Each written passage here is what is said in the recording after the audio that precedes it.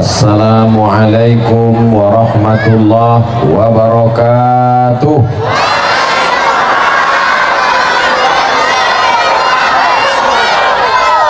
Apa kabar orang Air Joman? Sehat semuanya?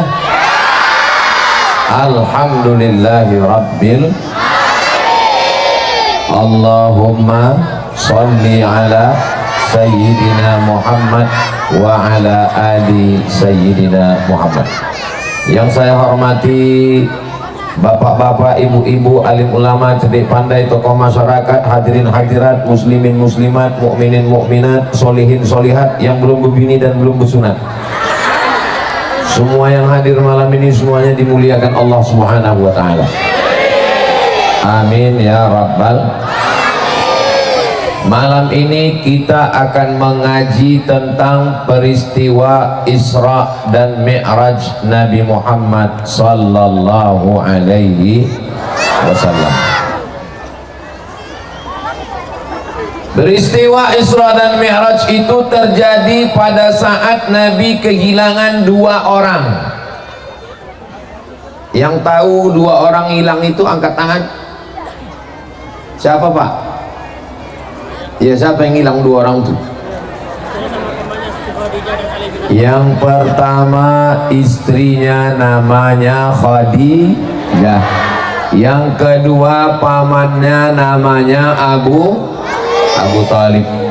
Lalu kemudian balasan yang diberikan Allah kepada orang yang sabar, kehilangan istri, kehilangan paman, jatuh, rendah, hina, diangkat Allah naik ke Sidratul Muntaha. Itu pelajaran yang pertama. Jangan cemas kalau dijatuhkan orang, jangan galau kalau direndahkan orang. Yakinlah kepada Allah, innama amruhu idza arada syai'an ayyakula lahu kun. Ada di antara ibu yang pernah direndahkan tetangganya? Wah, banyak kali ya. Ada di antara bapak yang pernah disepelekan kawan sahabatnya? Jangan takut, jangan gentar. Tidak ada yang lebih hebat daripada ujian Nabi Muhammad sallallahu alaihi. Itu ada kotak. Duit yang masuk ke dalam kotak itu bukan untuk acara. Acara ini sudah ada biayanya khusus, tidak diambil dari jamaah.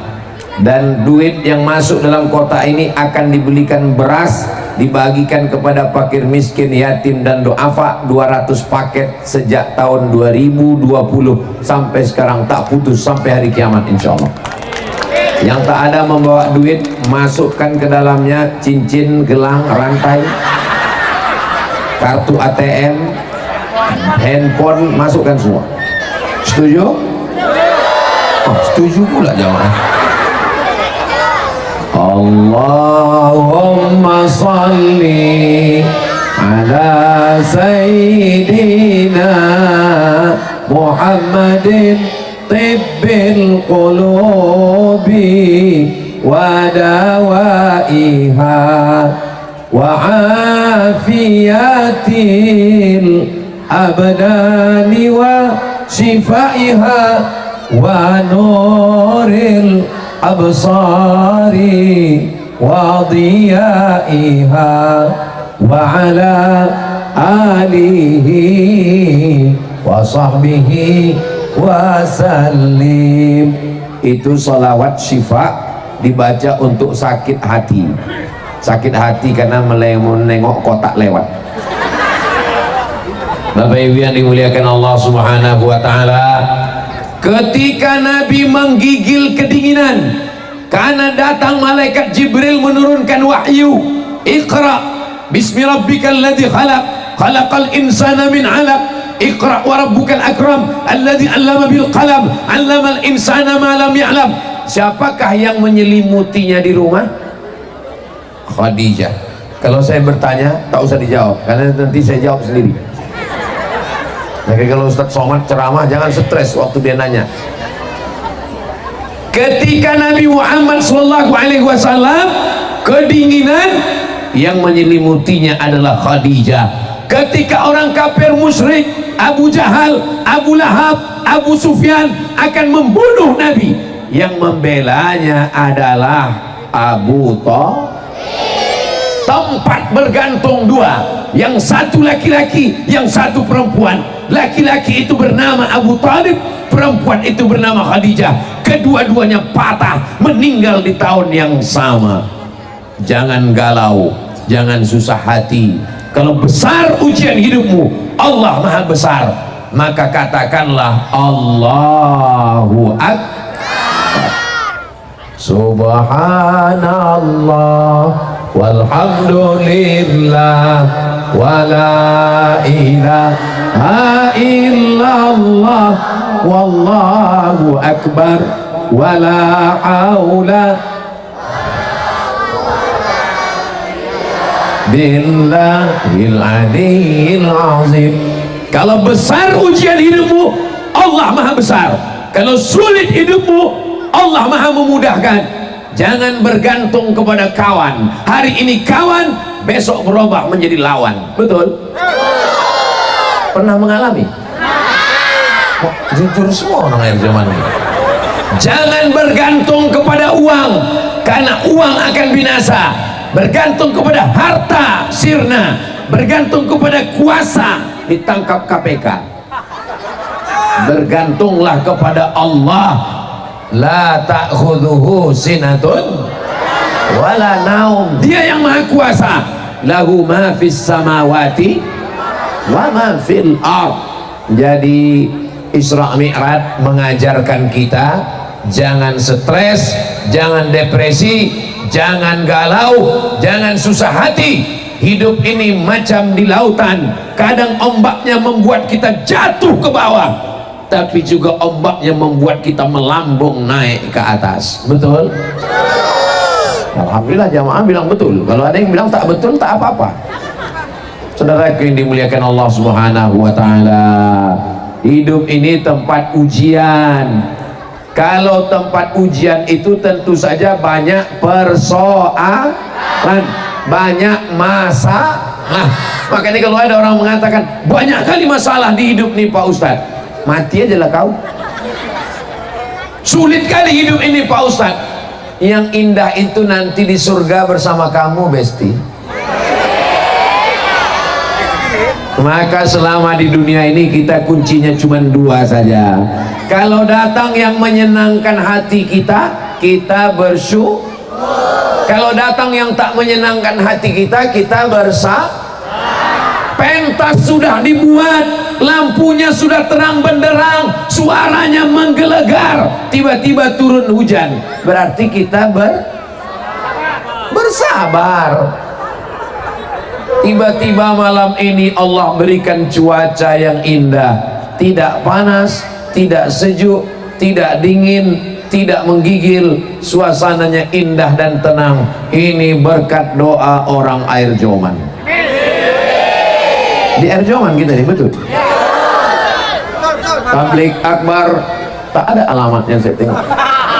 Bapak Ibu yang dimuliakan Allah Subhanahu wa taala, adik-adik yang sedang sekolah di pesantren, ada kawan kalian anak orang kaya mengejek-ngejek, datang bapaknya jenguk pakai mobil, datang emaknya membawakan makanan enak-enak. Sabar, sampai masanya nanti kebahagiaan akan datang. Ada ibu-ibu disepelekan tetangga, tetangganya selalu mengejek, mengolok-olok. Alah laki kau letoy. Sabar. Kenapa? Karena dunia ini tu'izzu man tasha, kalau Allah berkehendak diangkatnya kau setinggi-tingginya, wa tudhillu man tasha, dijatuhkannya kau serendah-rendahnya. Yang rugi adalah siapa?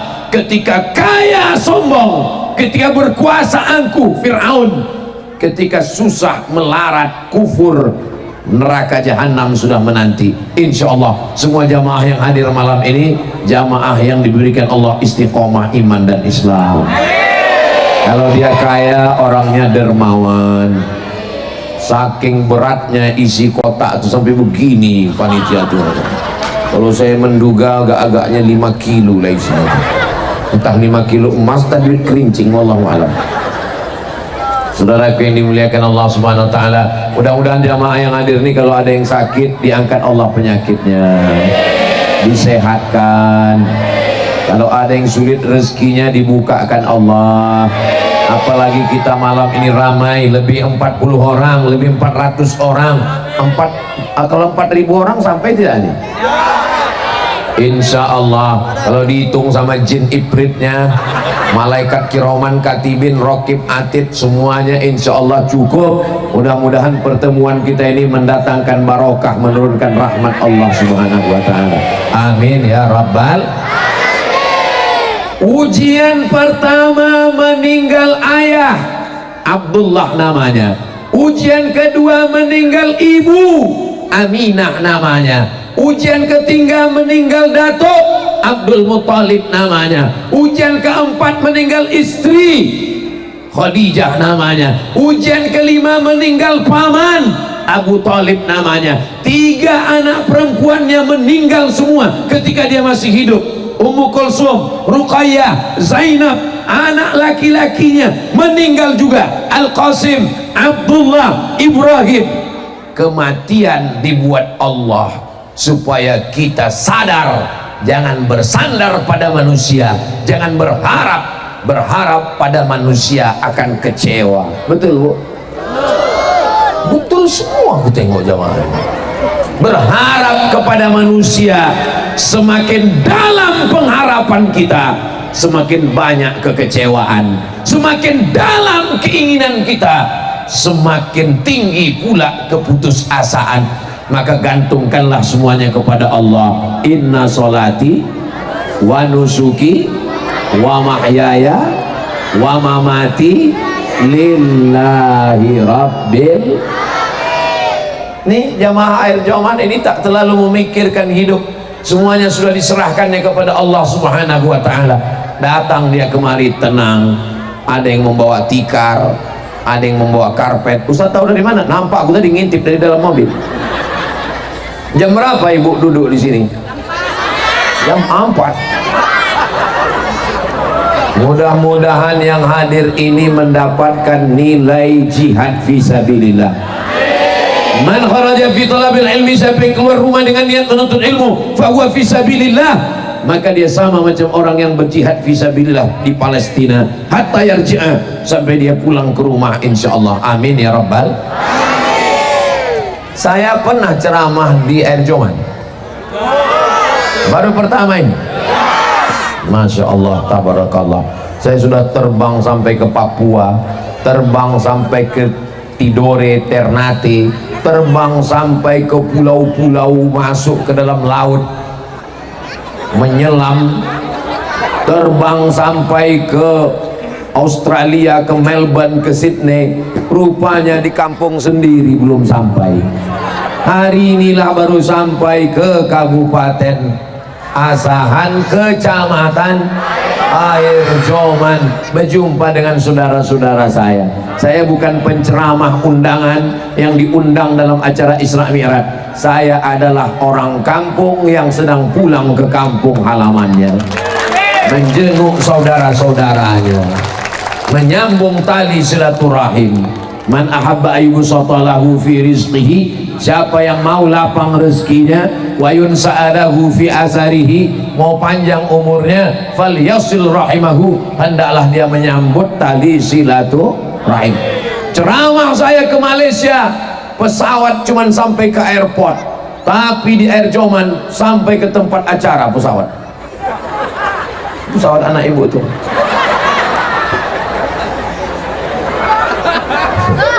Kalau Tuhan pergi ke Makkah, jangan lupa membawa rendang. Udah lama Abdul Somad ceramah, di Air Joman lah ada pesawat terbang.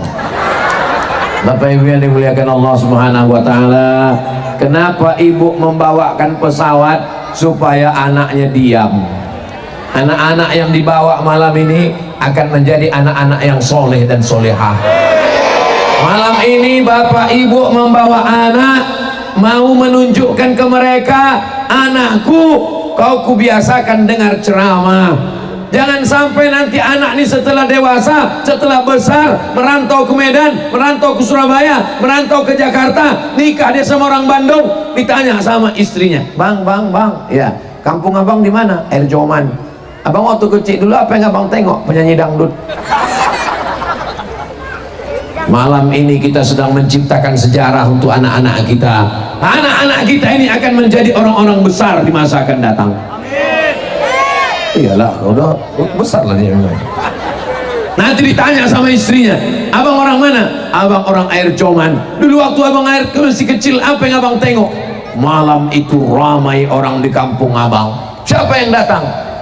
Orang kampung juga. Ustaz Somad orang kampung kami. Setelah berkeliling ke sana kemari, balik dia ke Air Joman, berkumpul kami bersama. Mudah-mudahan kenangan indah malam inilah yang akan mereka ceritakan ke anak-anak mereka, insyaallah. Amin ya rabbal. Ada nanti acara Maulid Nabi, Bapak Ibu datang atau tak datang? Datang. Ada Isra Mi'raj? Datang. Ada nuzul Quran? Datang. Ada menyambut tahun baru hijrah? Datang. Bawa anak, bawa istri, bawa suami. Ini kadang istrinya pergi, anaknya pergi, laki pula tak pergi. Bang, aku mau pergi. Kemana? Pengajian Ustaz Somad. Ah, pergilah. Sampaikan salamku sama Ustaz Somad ya. Abang tak pergi. Abang mau main gaplek pula sebentar. Padahal laki-laki lah yang akan diminta tanggung jawab di hadapan Allah Subhanahu wa ta'ala. Ar-rijal, laki-laki, qawwamuna 'alan nisa. Laki-laki menjadi pemimpin bagi perempuan. Hai laki-laki, kapan kalian mengajak istri bangun tahajud malam? Hai laki-laki, kapan kalian mengajar istri kalian baca Quran idgham ikhfa hunna qalqalah bilahunna? Hai laki-laki, kapan terakhir kalian mengajar istri kalian bagaimana ruku, bagaimana sujud? Hai laki-laki, saya tidak mau mendikte ibu-ibu, saya tak mau nanya, ibu siapa yang suaminya pernah bangun tahajud? Jangan, karena dapat dipastikan tak banyak. Tapi insya Allah malam ini suaminya akan membangunkan istrinya untuk tahajud, insya Allah. Diambilnya air cuci tangan, percikannya ke wajah istrinya, wake up my darling. Nanti kalau nikahnya baru 2 bulan, tapi kalau udah 20 tahun, bangun. Saudaraku yang dimuliakan Allah Subhanahu wa ta'ala, inilah pelajaran yang pertama. Berapa yang Ustaz sampaikan malam ini? Hikmah Isra Mi'raj malam ini yang akan saya sampaikan. Ada 3 hikmah Isra Mi'raj. Yang pertama, kalau kau susah, kalau kau kematian, kalau kau sakit, kalau kau melarat, kalau kau dihina, itu tanda kau akan diangkat Allah setinggi-tingginya. Betul?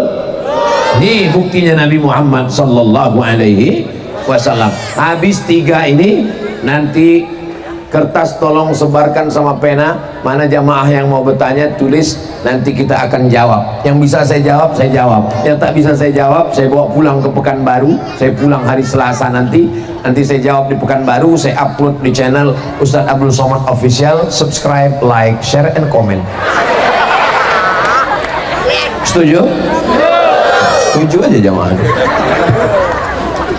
Hikmah yang kedua, Subhanalladzi asra bi'abdihi laila minal masjidil harami ilal masjidil. Ini hikmah yang kedua, bahwa Isra Mi'raj adalah dari masjid ke masjid. Tadi Ustaz Somad kan di masjid, ya. Masjid apa tadi?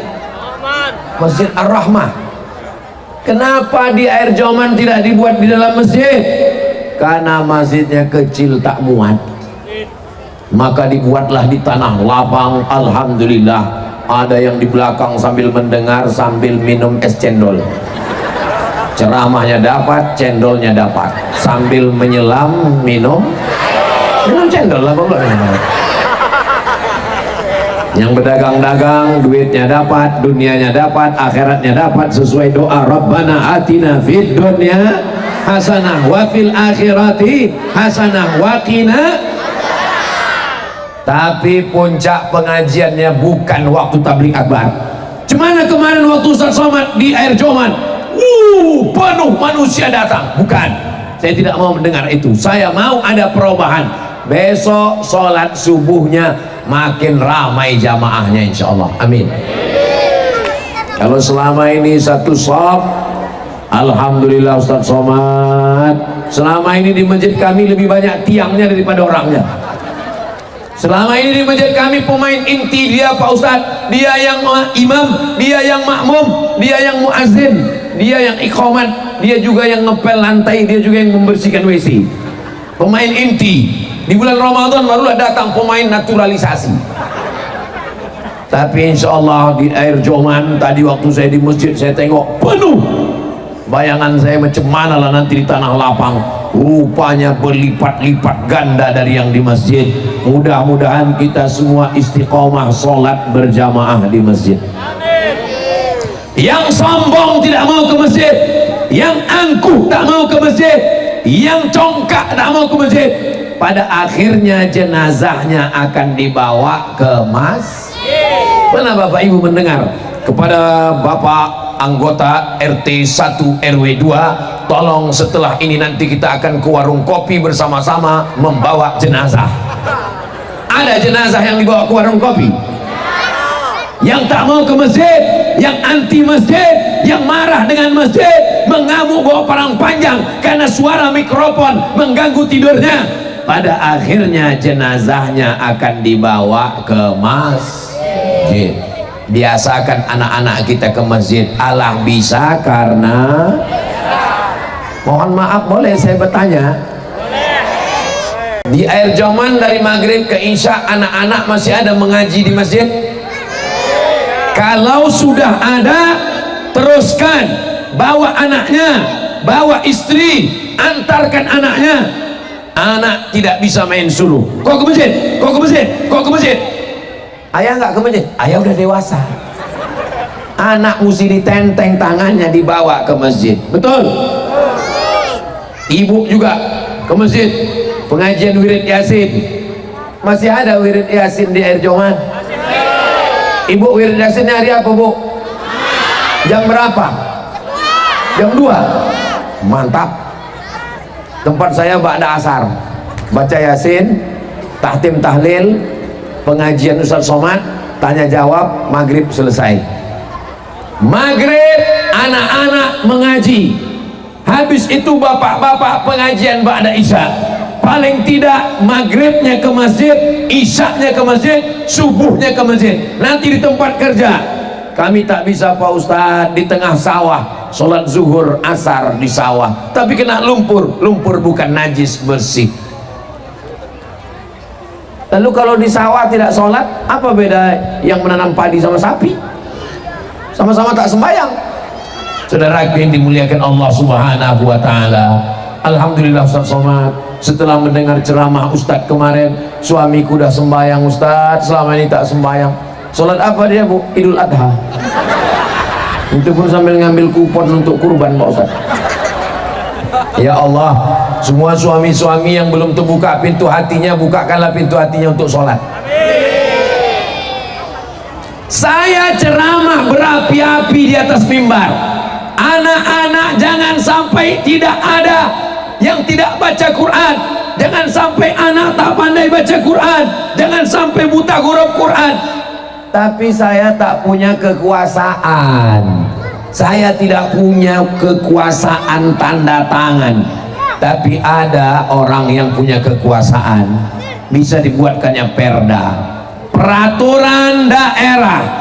Anak yang tak bisa baca Quran tidak diterima di SMP. Kira-kira kalau ada peraturan daerah gini, Bapak Ibu setuju apa tak setuju? Setuju kita. Tidak bisa baca Quran, tak diterima di SMP. Maka berbondong-bondonglah orang akan memasukkan anak ke maghrib mengaji, ke tahfiz Quran, ke rumah Quran, ke surau musola untuk belajar baca Al-Quran. Yang membuat perda itu siapa? Yang membuat perda itu apakah ustadz? Yang membuat perda adalah anggota legislatif. Legislatif itu yang milihnya siapa? Yang milihnya kita. Kalau begitu lebih hebat kita atau anggota legislatif? Lebih hebat kita lah, kita yang memilih dia. Ini sebelum tanggal 14 Februari banyaklah gambar-gambar bergantungan di pohon karet naik ke tiang listrik. Datang ke rumah membagi-bagikan duit amplop.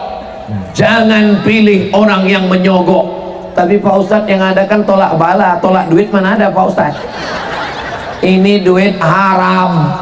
Tapi Pak Ustadz saya tak makan. Oke, kalau untuk makan nyambung hidup oke. Tapi kalau lebih daripada itu, bagaimana lah Pak Ustadz? Dia datang terus, ambil duitnya, jangan coblos orangnya.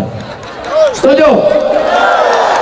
Jadi siapa yang kami pilih Pak Ustadz? Kami tak tahu orangnya.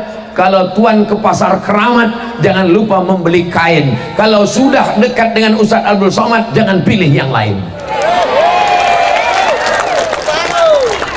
Saya yang menyuruh. Saya bilang ke kakak saya, kakak sudah membagikan sembako ini 4 tahun. Jangan sampai orang yang tak pernah datang, yang tak pernah balik kampung, dekat pemilu tiba-tiba dia datang. Dekat pemilu cari pemilih, 2-3 kali dikasihnya beras, lalu dia, padahal kita yang sudah membagi-bagi. Maka orang baik mesti duduk di tempat yang baik, menyuarakan suara yang baik. Setuju apa tak setuju? Ingat nomornya? Saudaraku yang dimuliakan Allah Subhanahu wa ta'ala. Jadi nanti kalau ada orang yang bertanya, apa maksud Ustadz Somad itu? Dia ceramah-ceramah aja, kenapa pula cerita-cerita politik? Memangnya politik ini haram? Politik ini kalau tidak dibahas umat Islam akan dimakan oleh politik. Betul? Umat Islam mesti memilih orang. Tapi Pak Ustadz tak ada yang baik. Kita bukan milih malaikat, bodoh. Mana ada malaikat yang mau kita pilih ini? Yang kita pilih, kalau tuan beli peniti, jangan dicucukkan ke sayur kubis. Kalau mik sudah mati-mati, itu tanda waktu sudah mau habis. Saudaraku yang dimuliakan Allah Subhanahu wa ta'ala, 5 yang mau dipilih nanti pada tanggal 14 Februari. DPRD Kabupaten Asahan, DPRD Provinsi Sumatera Utara, DPR RI, DPD, dan Presiden Wakil Presiden. Saya bukan orang partai, saya bukan jurkam, saya hanya menyarankan untuk DPRD Kabupaten Asahan, pilihlah yang saya tunjukkan tadi, kakak sepupu saya Hajah Nur Aini.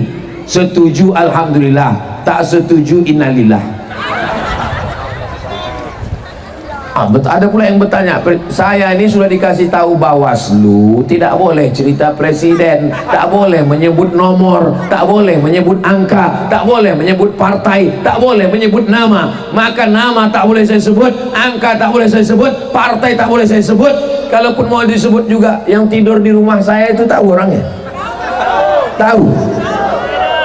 Oh, selesai itu dah. Menyebut tidur di rumah Ustaz pun tak boleh. Oke, kalau gitu aku tak ada nyebut apa-apa. Sekarang ku tanya aja, orang Tanjung Balai untuk presiden milih nomor berapa? Oh, tak ada aku nanya, tak ada aku menggiring, tak ada aku. Masa bertanya pun tak boleh? Kalau ceramah bertanya, menyebut partai tak boleh, menyebut nama tak boleh, menyebut nomor tak boleh, menyebut tidur di rumah tak boleh. Apa? Diam aja lagu. Saudaraku yang dimuliakan Allah Subhanahu wa ta'ala, lalu yang kami pilih ini Pak Ustadz, orang yang dekat dengan Ustadz Somad, yang dia tahu, yang dia kenal. Saya kalau kemana-mana di Sumatera Utara ini, sebelum saya datang ada yang mensurvei dulu, tengok, jangan sampai nanti acaranya rupanya di liang lahat. Ada yang menengok lokasinya di mana, yang menyurvei, yang mengawasi. Kalau saya makan, ditesnya dulu makanan. Kalau saya pergi, ditengoknya dulu lokasi. Ini tim Ustadz Abdul Somad. Di Sumatera Utara ini ada tim Ustadz Abdul Somad yang mengawasi, yang mengontrol, yang mengecek, yang menengok. Kalau mati Ustadz Somad, inilah orang yang paling bertanggung jawab nanti. Namanya Bang Darwis Halomuan Harahap. Berdiri dulu Bang Darwis. Tim Ustadz Abdul Somad, calon DPD. nomor 6. Tengok mukanya baik-baik, orangnya baik, orangnya ganteng, sudah nikah. Duduk Bang Darwis, nanti kita bahas di belakang layar. Saudara yang dimuliakan Allah Subhanahu wa Ta'ala, Abdul Somad hanya menyuarakan DPD karena tim dia, DPRD Kabupaten Asahan karena sepupu dia layak S2 mengurus jamaah selama ini. Jamaah semua tahu yang ada ini, bukan mendadak tiba-tiba saja. Bapak Ibu semua tahu, saya bukan orang partai, saya bukan orang politik, tapi umat Islam perlu mendudukkan orang baik supaya lahirlah perda-perda Kabupaten Asahan yang baik-baik, insya Allah. Amin. Abdul Somad ceramah menggelegar di masjid, jangan minum khamar, jangan main judi, jangan judi online, jangan main macam-macam. Tapi selesai ceramah, orang enak aja main judi, orang minum khamar, orang main gaple, orang macam-macam. Kenapa? Karena tidak ada perda. Tapi kalau perda dikeluarkan, peraturan daerah yang tertangkap minum khamar ditangkap. Bisa apa tak bisa? Bisa. Bapak Kapolsek, Bapak Kapolres, Bapak Intel, Bapak dan Ramil, Bapak Dandim bisa menangkap kalau ada payung hukumnya. Yang membuat hukum siapa? Yang membuat hukum adalah DPR. DPR yang mengeluarkan hukum itulah Dewan Perwakilan Rakyat. DPR yang cuma duduk makan tidur itu DPR juga namanya, Dewan Pencekik Rakyat. Mudah-mudahan 2024 ini terbaik yang terpilih nanti, insya Allah. Amin. 5 menit di TPS menentukan nasib kita 5 tahun ke depan. Masih mau dibohongi? Mau ditipu? Jamaah sudah cerdas, sudah melek, sudah paham semua, insya Allah. Amin ya Rabbal. Salatullah, salamullah. Ini saya tengok 3 kamera. Ibu yang ada, bapak punya kamera ada senternya. Hidupkan yang ada senternya. Kalau tak ada senter, bawa obor dari rumah.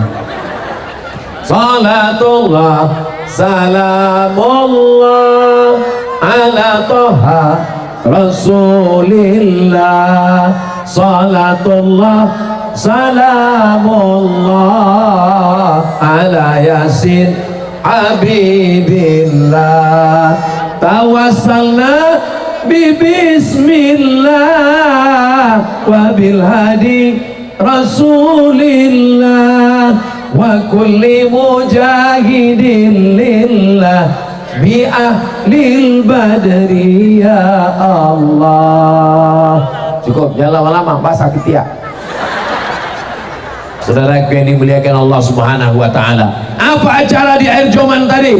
Tablik Akbar Ustadz Somad. Apa yang disampaikannya? 3 yang disampaikannya. Yang pertama, kalau kau jatuh, kalau kau hina, kalau kau sakit, sesungguhnya Allah ingin mengangkat derajatmu setinggi-tingginya. Amin. Yang kedua, Isra Mi'raj adalah dari masjid ke masjid, memakmurkan masjid, sholat di masjid, dan akan disolatkan di masjid.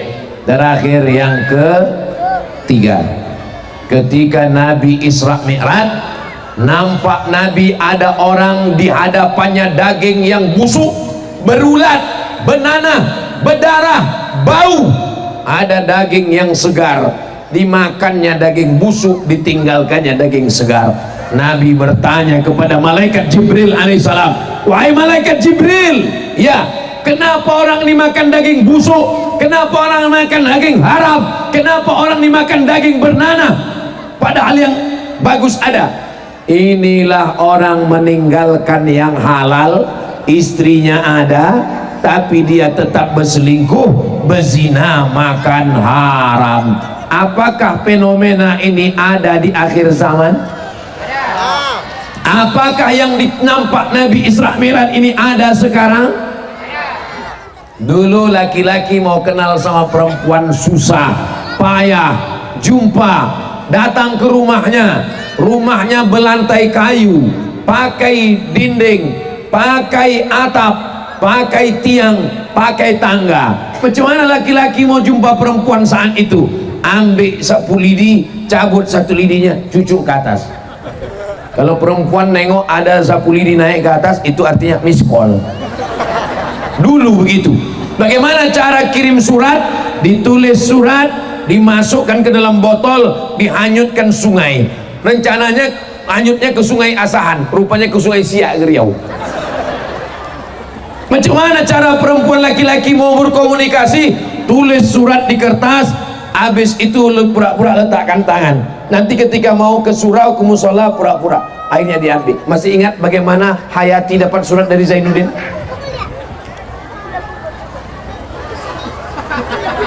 Kenapa ributkan di belakang? Rebutan es krim. Tapi zaman sekarang begitu mudahnya orang berkenalan dengan perempuan. Tengok FB, say hello, hai. Macam mana suara kambing? Macam mana suara ayam? Kuku kuku. Macam mana suara harimau? Macam mana suara buaya? Hai sayang. Say hello. 6 langkah setan. Pertama nazratun, yang kedua fabtisamun, yang kedua fakalamun, yang keempat fasalamun, yang keenam famau'idun, yang keenam faliqaun. Yang pertama nazratun, pandangan. Setelah memandang, fabtisamun, senyuman. Setelah senyum, fasalamun, say hello. Setelah salam, fakalamun, ngobrol. Setelah ngobrol, famau'idun, janjian. Setelah janji, fakalamun, bicara. Terjadilah apa yang terjadi. Mudah-mudahan Allah menjaga anak-anak perempuan kita. Ya Allah, semua anak laki perempuan yang hadir malam ini malam apa ini? Malam Ahad, malam libur. Mestinya anak perempuan malam ini dibonceng oleh laki-laki. Sore tadi sepeda motornya sudah datang, yang knalpotnya baru dipotong. Bunyi knalpotnya bep bep bep bep bep bep bep bep bep bep bep bep bep bep. Pas lewat di muka rumah dia bep. Tapi di Air Joman tidak ada anak-anak muda yang keluyuran. Semuanya datang tabligh akbar. Allahu akbar. Ya Allah, selamatkanlah anak-anak perempuan kami dari segala perbuatan maksiat ya Allah, amin ya rabbal.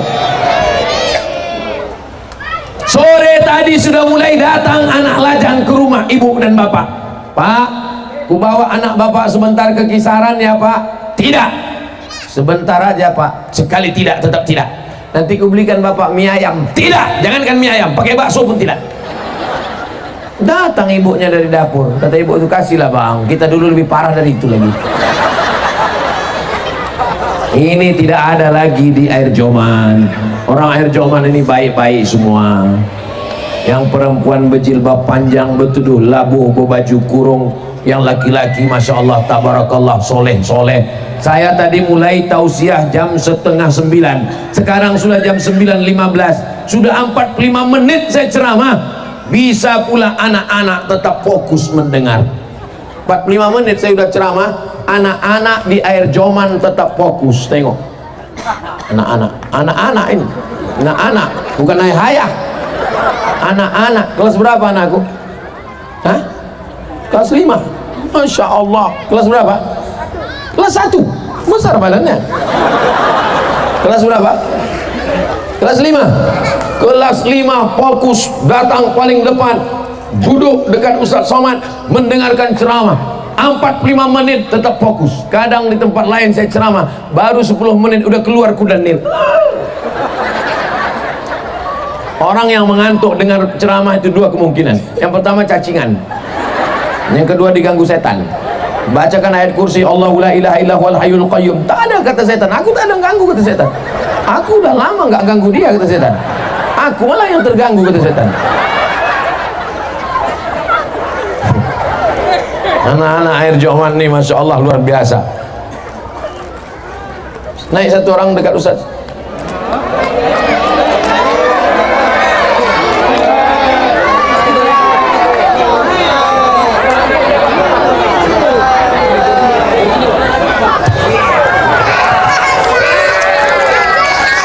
Siapa namanya? Eja, Pak. Hah? Eja. Siapa? Eja. Eja. Reza. Baca Al-Fatihah Reza. Tenang, tarik nafas panjang dulu. Nah, caranya kalau jantung kita berdebar-debar, Ustadz dulu waktu masih kecil ikut lomba baca doa kunut. Nah, tarik dulu nafas gini, tengok dulu, tarik nafas, baru hembuskan. Wah, baca Al-Fatihah.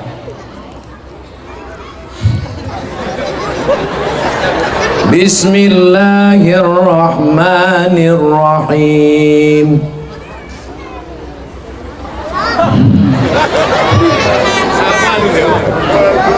Pelan-pelan. Bismillahirrahmanirrahim. Alhamdulillahi rabbil alamin. Ar-Rahmanirrahim. Maliki yaumiddin. Terus? Iyyaka na'budu. Iyyaka na'budu wa iyyaka nasta'in. Terus? Ihdinas siratal mustaqim. Siratal ladzina an'amta 'alaihim ghairil maghdubi 'alaihim waladdallin. Amin. Bagus tak bacaannya? Bagus tak makharijul hurufnya? Berani tak dia? Iyalah, orang air Joman yang baca orang air Joman yang muji. Baca surat pendek nak, kul huwallah boleh, kuliah boleh, wadduha boleh, terserah pilih. Al-Ikhlas. Bismillah. Bismillahirrahmanirrahim. Qul huwallahu ahad, Allahus samad, lam yalid wa lam yulad wa lam yakul lahu kufuwan ahad. Allahu Akbar. Mudah-mudahan Reza menjadi anak soleh.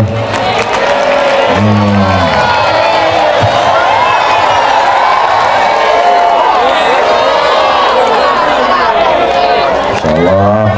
Gendongan balik Pak.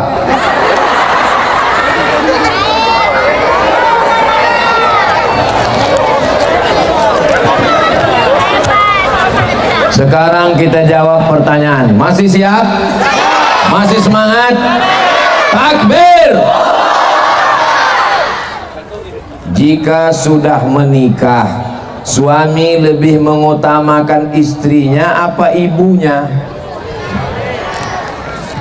Ibu-ibu punya anak lajang, kau lahirkan, dikandung 9 bulan 10 hari, betul? Disusukan 2 tahun, melahirkannya meregang nyawa. Berapa kali ibu tak ganti baju baru gara-gara menyekolahkan anak laki-lakimu? Kau sekolahkan ke Medan sampai S1. Selesai itu dia pulang ke air Joman, menikah dengan anak gadis. Tiba-tiba ibu datang ke rumahnya. Nak, pinjam duit kau 50.000, aku mau buka puasa. Apa kata si anak? Bentar ya mak, kutanya biniku dulu. Kebetulan dia persatuan anggota suami takut bini. Bagaimana perasaan ibu? Hai kalian istri-istri yang punya anak laki-laki, sekarang kalian jadi menantu. Tapi ingat, 20 tahun akan datang, kalian akan menjadi mertua dan kalian akan punya menantu. Jangan dipilih. Jangan kalian katakan ke suami kalian, abang pilih emak kau apa pilih aku. Kalian perempuan mesti berkata, aku milik suamiku dan suamiku milik emaknya, karena surga berada di bawah tapak kaki ibu. Jangan kau posisikan lakimu dalam keadaan sulit. Kalau kau cinta emak kau, pergi kau sama emak kau. Kalau kau cinta sama aku sama aku. Tak begitu guys.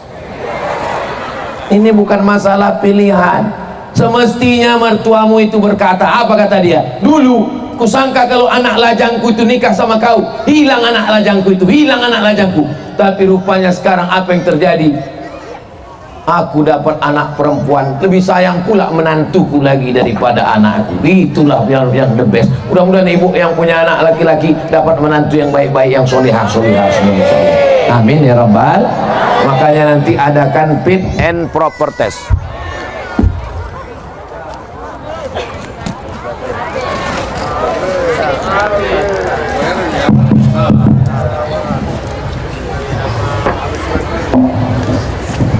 Saya sudah lama tausiah.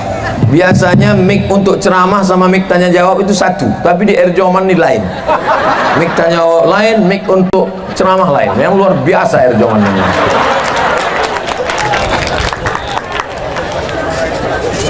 Mudah-mudahan ibu nanti kalau mau cari menantu buatkan fit and proper test. Ketua panitia Hajah Nur Aini, tim seleksi dari Riau Abdul Somad. Nanti saya akan seleksi. Siapa nama kau?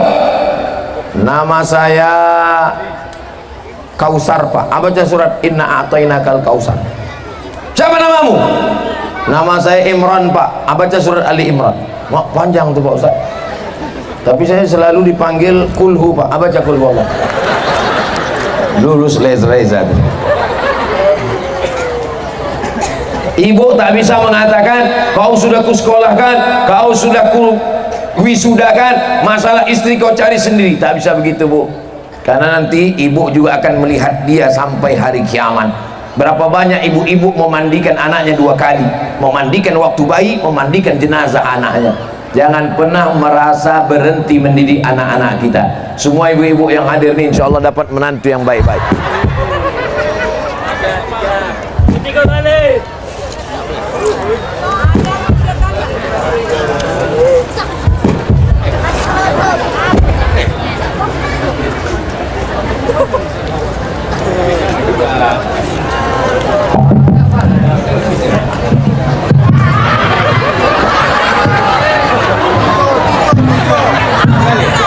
Kalau Tuhan pergi ke Madinah, jangan lupa membawa jamu ojo lali. Sudah lama Abdul Somad tausiah, baru inilah ganti mic 3 kali. Apa hukumnya melamar kerja pakai ijazah palsu? Dapat gaji, gajinya haram.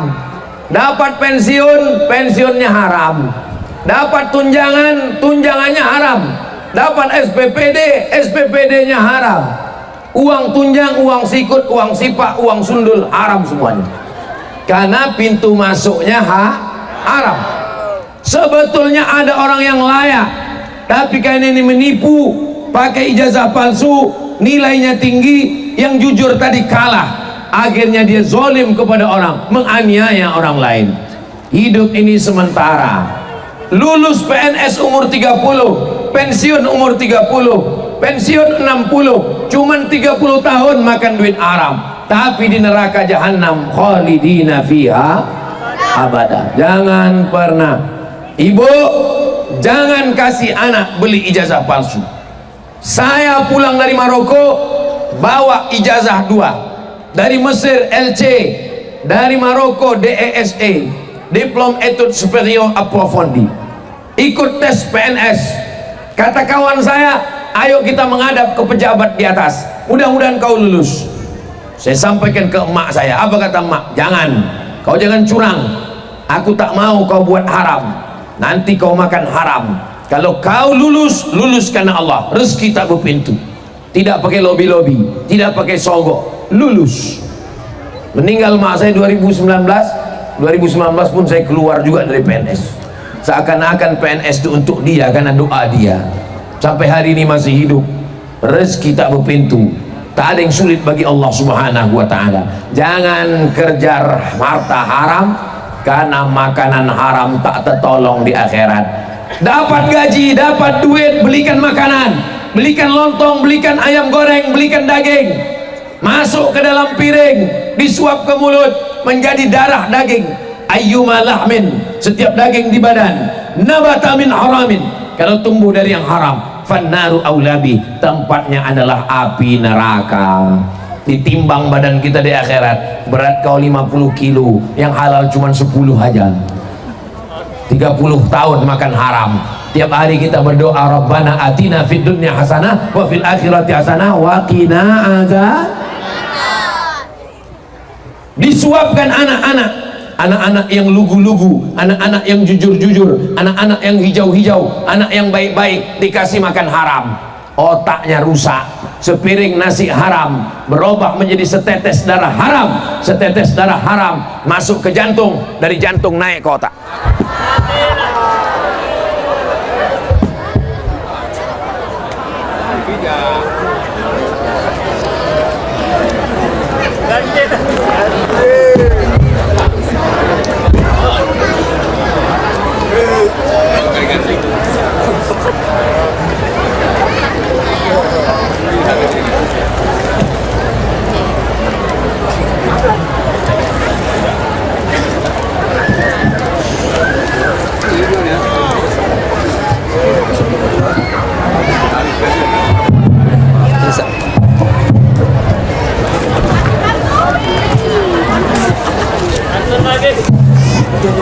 Kalau Tuhan membeli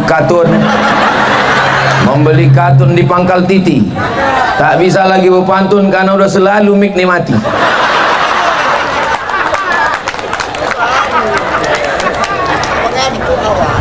Sepiring nasi haram berubah menjadi setetes darah haram masuk ke jantung, naik ke otak.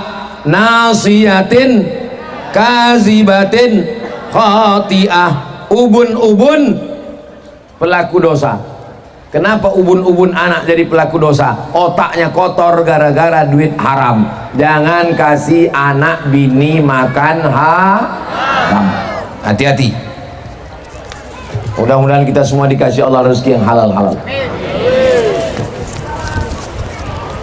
Apa hukumnya membuka cadar? Bolehkah Ustadz buka cadarmu Aisyah? Cadar itu hukumnya sunnat menurut mazhab guru-guru saya di Al-Azhar Mesir. Tapi sebagian ulama di Saudi Arabia mengatakan cadar itu wajib. Kalau mengikut hukum cadar wajib, membuka cadar berarti haram, karena lawan dari wajib adalah Tapi kalau mengikut fatwa ulama Azhar bahwa cadar itu hukumnya sunnat, maka membuka yang sunnat hukumnya tidak haram, paling makruh atau mubah. Maka saya kalau ngikut pendapat tempat saya belajar di Mesir Al-Azhar, bercadar hukumnya mustahab, anjuran. Yang bercadar bagus, yang tak bercadar tak apa-apa. Antara yang bercadar dengan yang bertudung jangan berkelahi.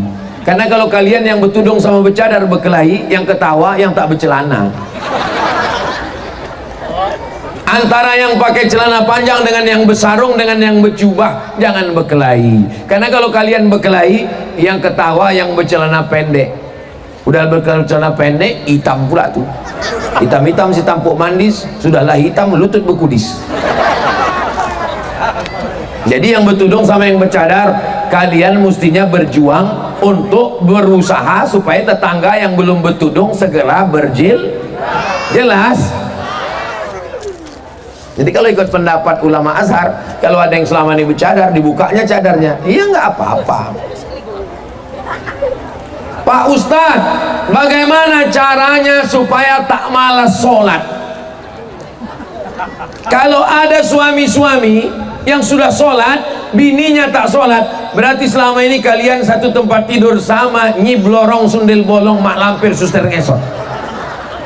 Kalau ada selama ini ibu-ibu yang sembahyang, lakinya tak sembahyang, berarti selama ini kalian satu tempat tidur sama genderuwo, babi hutan.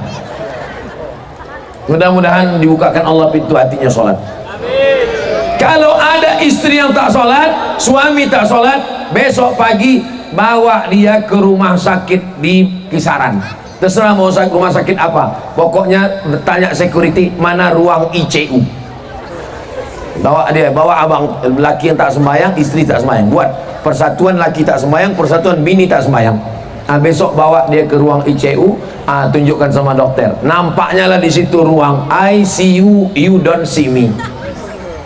Disitulah baru nampak Mana yang orang gagah perkasa yang sehat dulu? Waktu terbaring di ruang ICU, masuk suara azan dari menara masjid. Hayya 'alas shalah.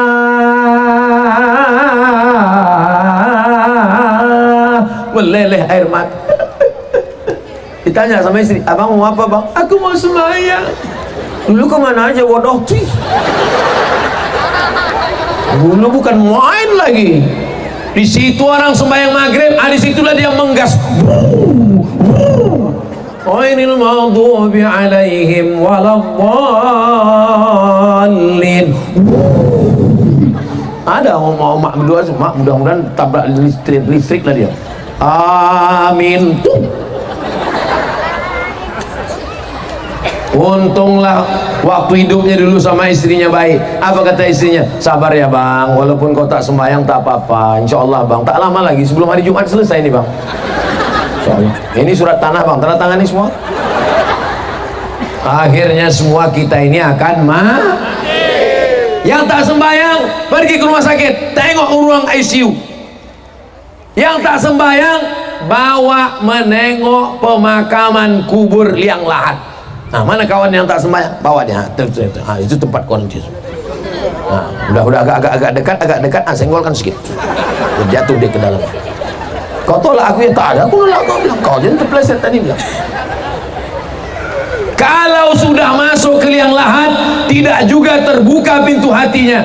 Itulah laknat di atas laknat. Khatamallahu ala qulubihim. Allah sudah mengunci hati. Kalau hati sudah terkunci, selanjutnya wa ala telinga atau sumbat, wa ala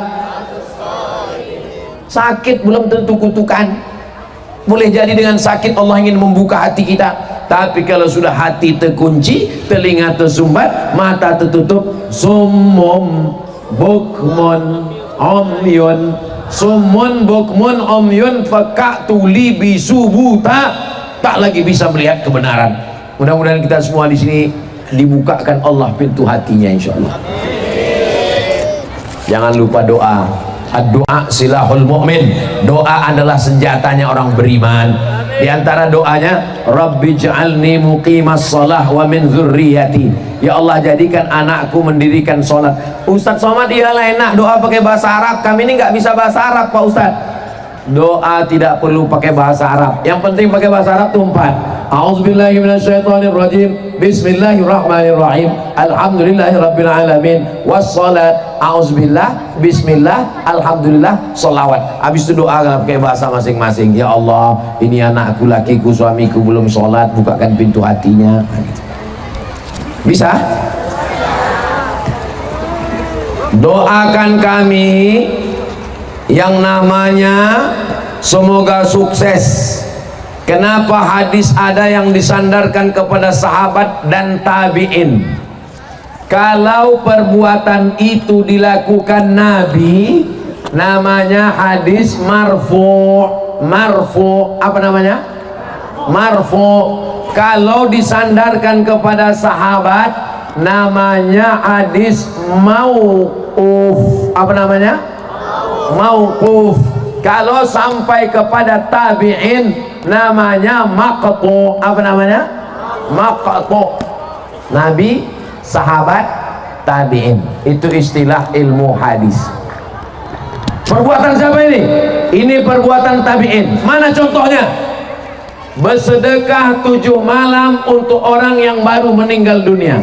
Itu bukan marfu, bukan perbuatan Nabi, bukan mauquf, bukan perbuatan sahabat, tapi itu adalah perbuatan tabi'in. Malam nisfu Syaban, ramai-ramai ke masjid. Itu bukan perbuatan Nabi, bukan perbuatan sahabat Nabi, tapi itu perbuatan tabi'in. Apakah perbuatan tabi'in boleh kita ikut? Boleh, karena mereka kalangan salaf. Yang dimaksud dengan kalangan salaf itu hidup 3 abad pertama, abad 1, abad 2, abad 3. Jadi nanti kalau ada orang mengatakan, kenapa kalian malam nisfu Syaban ramai-ramai di masjid? Ini hadis apa namanya? Hadis maqtu, karena sanadnya sampai kepada tabi'in. Jelas? Jelas. Kalau ada orang bilang ceramah Ustaz Somad itu tak jelas, iyalah mic-nya mati. Malam ini hidup. Jangan dengar ceramah somad. Somad itu tak jelas, paket kau habis. Bagaimana cara mengajak masyarakat sholat ke masjid padahal rumahnya dekat dengan masjid? Arahkan toa tuh rumah dia. Mana rumah dia? Asnya hayya 'alas shalah.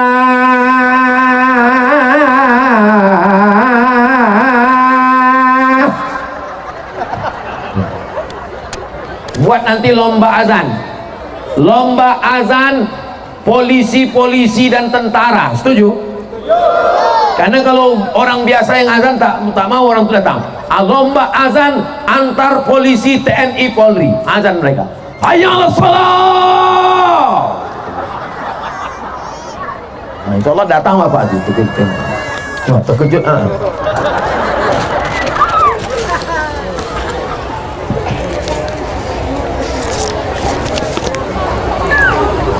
Air Joman 3 Februari 2024, total infak terkumpul tadi yang akan dibelikan ke beras, dibagikan kepada fakir miskin yatim du'afa 5.714.000.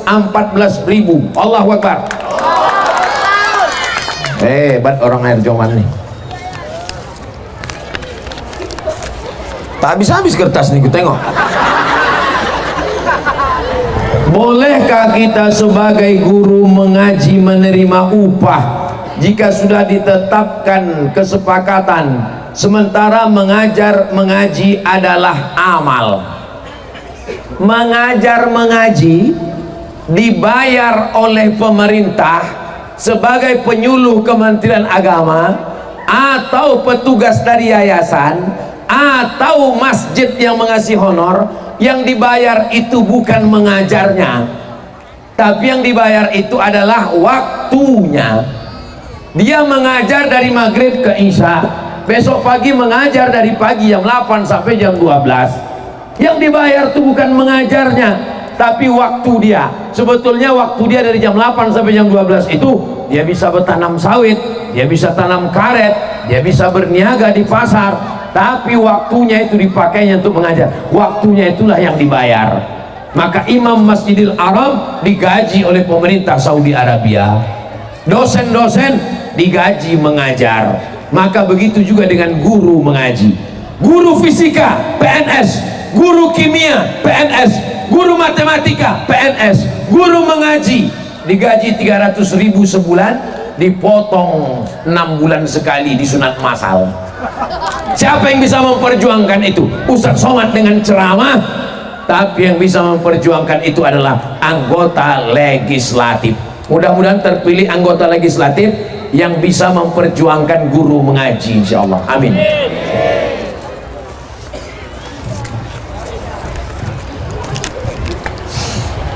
Jika saya mendapat musibah kehilangan keluarga dan harta, bagaimana saya mengetahui bahwa itu adalah mengangkat derajat atau azab bagi saya?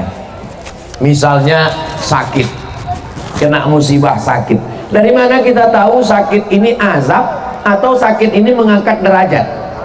Pergi kita ke dokter rumah sakit, habis itu nanya dokter, Pak dokter boleh saya tanya? Iya, sakit saya ini ngangkat derajat atau azab nih? Kata dokter, mana aku tahu, kata dia.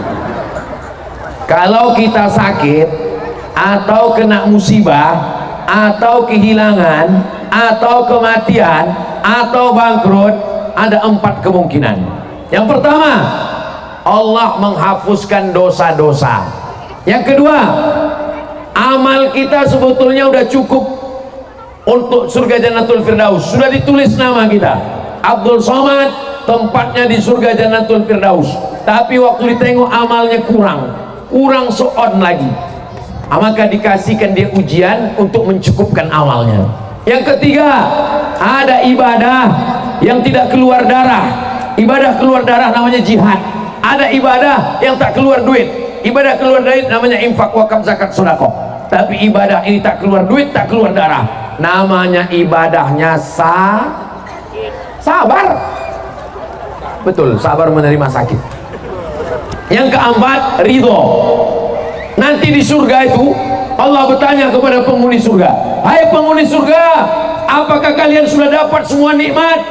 Kata penghuni surga, kami sudah dapat ya Allah, tapi ada satu yang kami belum dapat. Apa dia? Kami belum dapat ridhamu. Kata Allah, yang dapat ridhaku cuma satu, orang yang ridha menerima takdirku.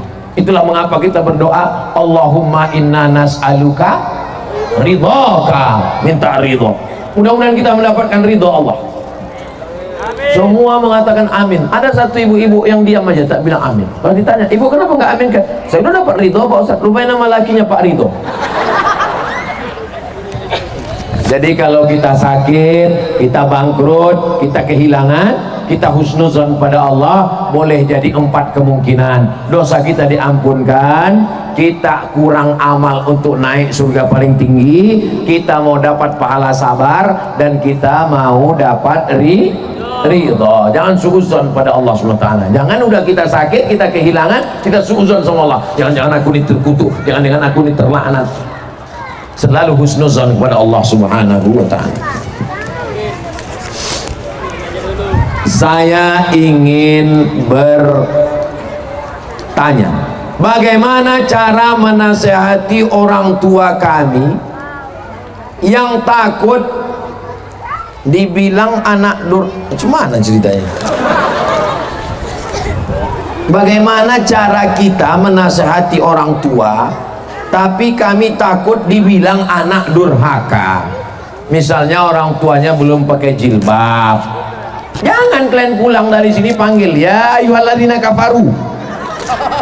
Nah, itu anak durhaka tuh kalian. Caranya bagaimana? Pulang dari pengajian ini, pergilah kalian ke pasar Air Joman, belikan sate, belikan mie ayam, belikan kain sarung, belikan jilbab. Pulang ke rumah kasih, mak, ada yang mau kubelikan nih mak, kasih, kenyangkan dulu perutnya, karena kalau lapar kasih nasihat ngamuk dia. Kenyang dulu, udah kenyang dia.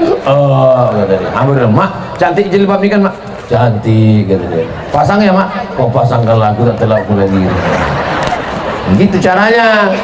Begitu juga dengan ayah kalian. Ayah kalian pakai celana pendek, bukan berarti kalian pulang langsung manggil ayah sini. Bukan begitu. Jangan ajari orang tua berkata-kata, karena yang ngajari kalian ngomong itu adalah mereka. Mulai untuk update status besok pagi. Kalian belikan dia makanan, apa kesukaannya, kalian belikan. Habis itu kalian bilang, ya aku tadi baru dari rumah sakit. Apa yang kau tengok? Ku tengok ya, orang yang pakai celana pendek nampak lutut yang tak sembayang tuh matinya susah kali ya. Kau nyindir aku ya? Enggak. Memang orang kalau nggak sembahyang itu agak sensi ya. Kalau tak bisa ngomong, ceramah Ustadz Adi Hidayat, ceramah Ustadz Somad, ceramah Buya Yahya, ceramah Agim tentang sholat, dengarkan sama dia. Kau kenapa video-video itu aja yang kau kirimkan ke aku?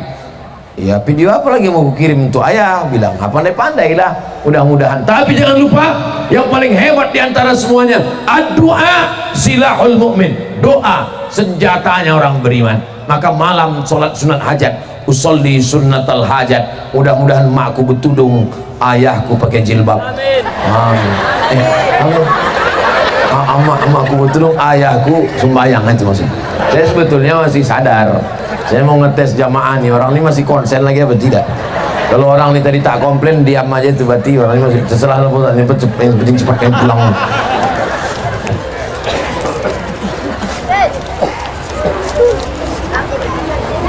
Ustadz, apa hukum menikahi kembar siam?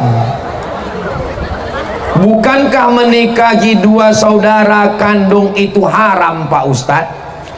Kembar siam yang lengket misalnya lengannya, nauzubillah, yang dinikahi itu 2 atau 1? 1 itu dinikahi, bukan berarti 2-2-nya kau garap. Yang dinikahi itu 1. Yang mana mau kau? Ditanya, kau ini 2 ini lengket, nauzubillah, yang mau kemana? Mau. Ini sebetulnya pertanyaannya mau ngetes saya aja, tahu ya saya. Lengket misalnya kepala, nauzubillah, nauzubillah, kalau di operasi bisa, tapi kalau tidak, menikahi mana? Itu menikahi satu-satu, bukan sepaket. Kau pikir ini itu 2 in 1? Itu yang dinikahi itu 1, kakaknya atau adiknya 1, itu maksudnya. Kalau payah kau membedakannya, dikasih spidol, yang kuning ini gini aja. Yang itu tidak, yang ini aja. Paham jelas?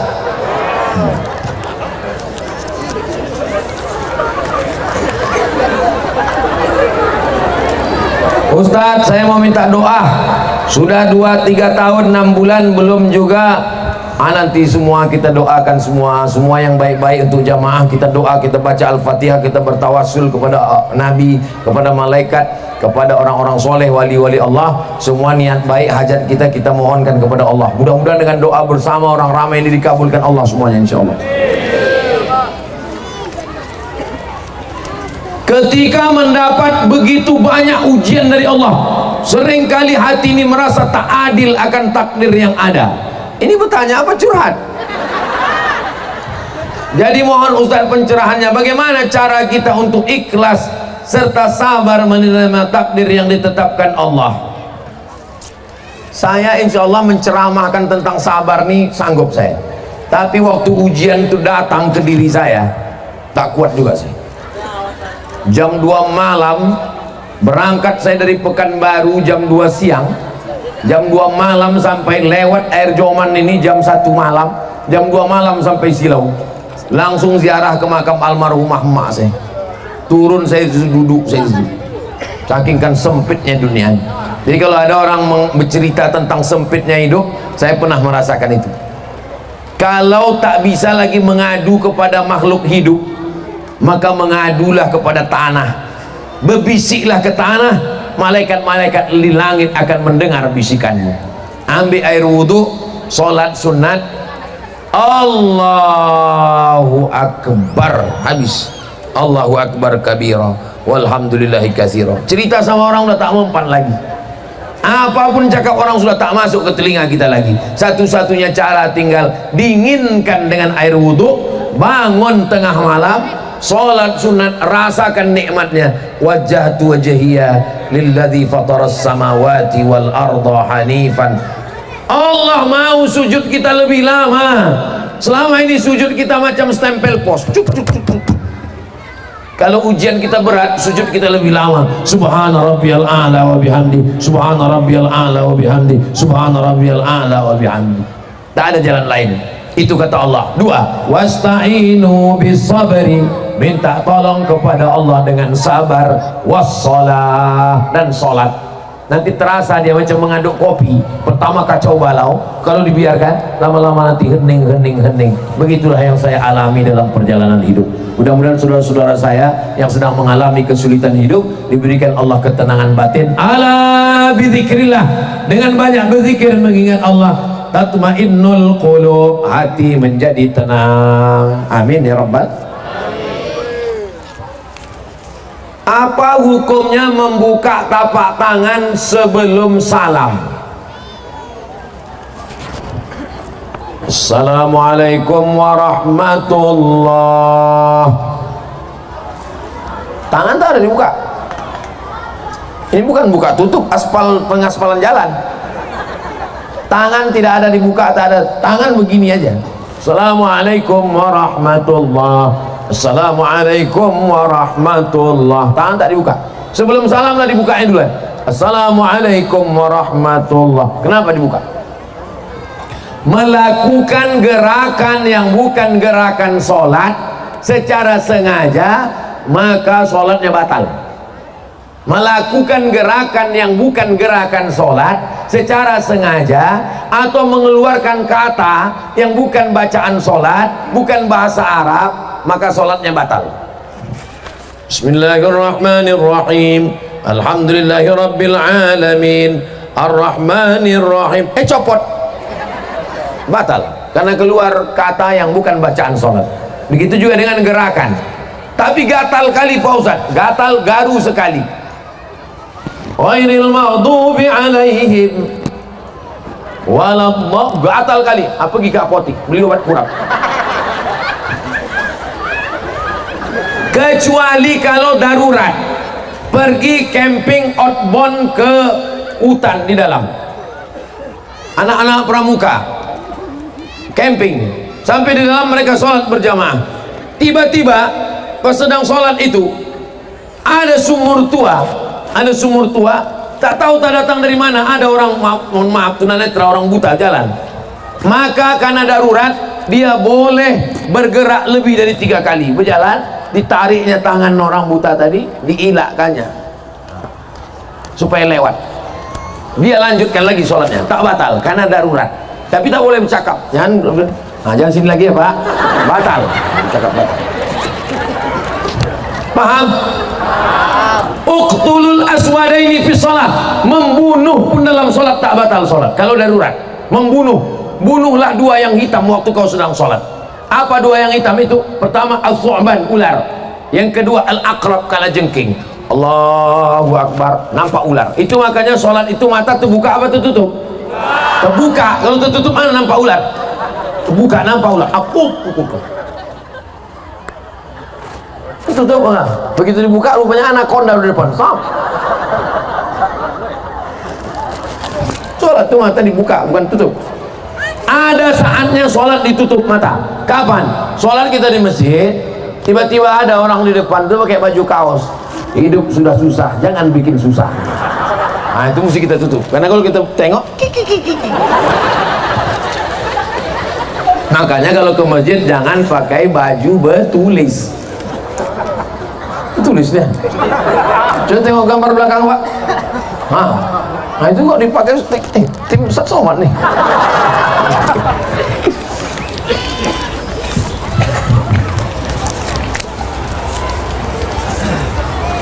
Bolehkah orang sakit menjamak sholat karena wuduknya bergantung pada orang lumpuh?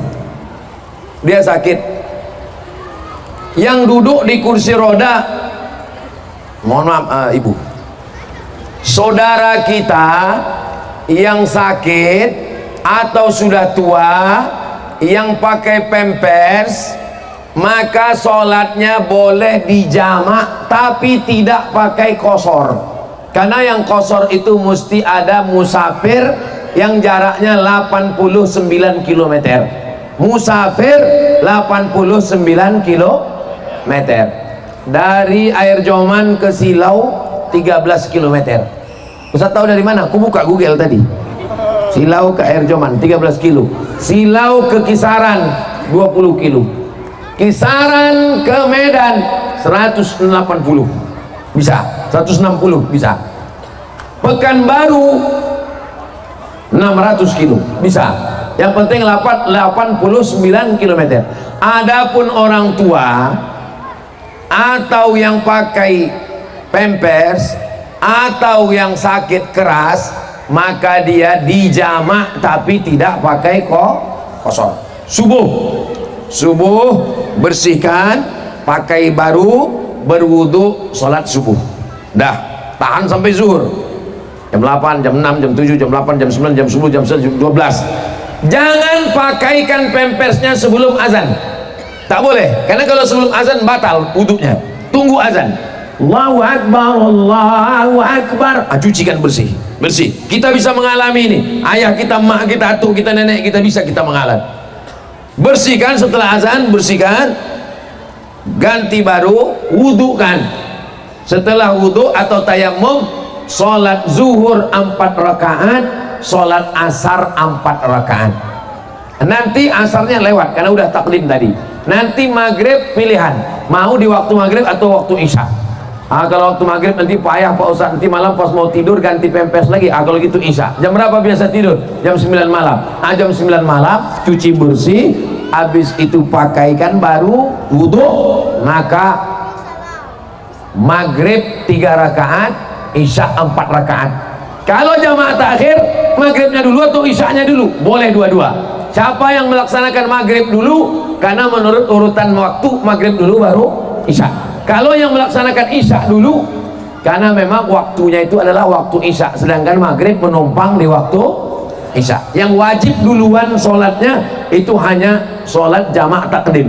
Kalau jamaah takdim zuhur dulu, kalau jamaah takdim maghrib dulu. Tapi kalau jamaah takhir boleh maghrib dulu atau isya dulu. Jelas? Siapa bilang ceramah sama tak jelas?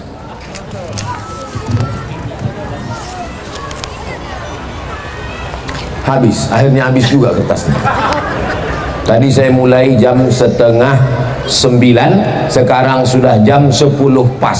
Rupanya saya sudah berdiri 90 menit. Di mana-mana saya ceramah di Indonesia, Malaysia, Brunei cuma 60 menit. Di Air Joman 90 menit.